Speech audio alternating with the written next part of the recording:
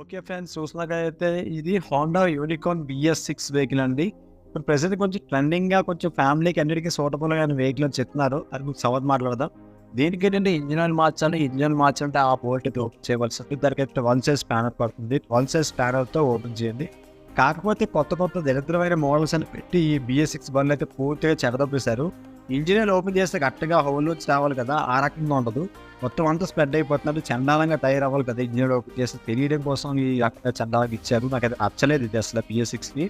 అసలు నాకే కాదు, ప్రతి ఒక్క కస్టమర్‌కి బైక్ తోలే వారికి కూడా BS6 నచ్చలేదు అంటారు. సర్లేండి, దాని గురించి తర్వాత మాట్లాడదాం. ముందు ఏంటంటే మనకి ఇంజిన్ డ్రైన్ చేసిన తర్వాత రైట్ సైడ్ ఉన్న బోల్ట్ కూడా ఓపెన్ చేసేయండి. ఓపెన్ చేసేదంటే ఆయిల్ వేసుకున్నది. అయిన తర్వాత మొత్తం అటు ఇటు షేక్ చేయండి. ఇంజిన్‌లోంచి మొత్తం అంతా ఆయిల్ మొత్తం డ్రైన్ అయ్యేదాకా అటు ఇటు వాల్చుతూ ఉండాలి. కనీసం ఒక 2-3 మినిట్స్ అయినా, 5 మినిట్స్, 10 మినిట్స్ అయినా వాల్చాలి. కొంచెం ఫాస్ట్ కూడా పెట్టండి. కొంచెం ఎర్లీగా వీడియో వెళ్ళిపోతుంది. లేదా నేను 10 మినిట్స్ దాకా డ్రైన్ చేస్తాను ఖచ్చితంగా. సో ఆయిల్ మొత్తం డ్రైన్ అయిన తర్వాత ఒకసారి ఇంజిన్ స్టార్ట్ చేయండి. ఇంజిన్ స్టార్ట్ చేస్తే మనకి పంపులో ఉన్న మొత్తం హెడ్లో ఉన్న మొత్తం ఆయిల్ అంతా డౌన్ అవుతుంది. మళ్ళీ చూసారు కదా, మళ్ళీ కొద్దిగా వస్తుంది. సో ఏదైతే మొత్తం ఆయిల్ మొత్తం డ్రైన్ చేసేసిన తర్వాత మీకు కొత్త ఆయిల్ అయితే వేయాల్సి ఉంటుంది. కొంచెం ఒక 5 ml వేయండి సరిపోతుంది, ఎక్కువైతే అక్కర్లేదు. దీనికైతే BS6 ఆయిల్ అయితే వేస్తున్నాను, సింథటిక్ ఆయిల్ వేస్తున్నాను, వాల్వ్ ఆయిల్ ప్రొవైడ్ చేసిన ఆయిల్ ఉంది.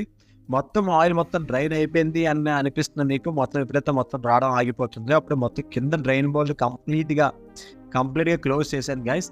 జాగ్రత్తగా బిగించండి. మరి ఫుల్ టైట్ చేస్తే థ్రెడ్ స్లిప్ అవుతుంది. థ్రెడ్ స్లిప్ అయిన తర్వాత మళ్ళీ పౌల్ట్రీకి వెళ్ళి మళ్ళీ స్టడ్ వేయించాలని బాధలు పడకూడదు. కస్టమర్ సాటిస్ఫై అవ్వరు, చాలా డిసప్పాయింట్ అవుతారు థ్రెడ్ పోయిందంటే, కొత్త బండి కదా.